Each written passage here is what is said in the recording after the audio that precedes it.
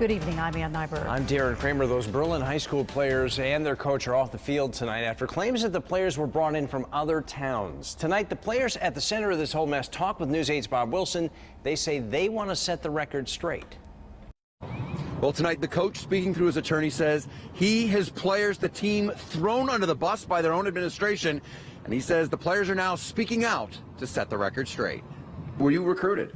No, I was not recruited. Tajay Yop and his brother Alex used to live in New Britain. They played for the New Britain football team, but this summer, their mom moved them to Berlin, the next town over, because she thought it was a better school system. My grades in New Britain, I was doing bad, and then I moved out to Berlin, and I had good grades, and I'm still doing good, and I'm working more and I'm learning more, and it's better for me. They say they were never enticed or recruited by the coach, but the CIAC, the board that governs the student athletics, suspended both brothers because of illegal recruiting. How did they come up with the idea that you were recruited?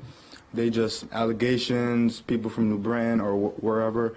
It's unfair, like I said, because they never came to me, asked my opinion or anything that's going on. Two other Berlin football players were suspended at the same time for residency violations. Gage Davis says he lives here in Berlin with his grandfather. His mother splits time between this home and the one in Middletown. This is the house I stay in, and then I go visit my mom, which they said that I don't live here and I go to Middletown, but I go visit my mom and babysit my sister. His mother, Liza Davis, has a lease, canceled rent checks, and utility bills in her name. She says this is her home as well.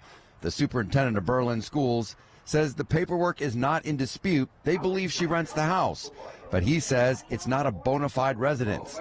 Investigators checked the house several times and say it was empty. The allegations that were sent to the CIAC were all false. You know, that this home is vacant. It's just nonsense. So we asked the attorney, what's the next step? Is there going to be a lawsuit? He said this weekend he's getting together with the coach, the players, to try and figure out their next legal move. We're at the big Berlin New Britain High School football game. Bob Wilson, News 8.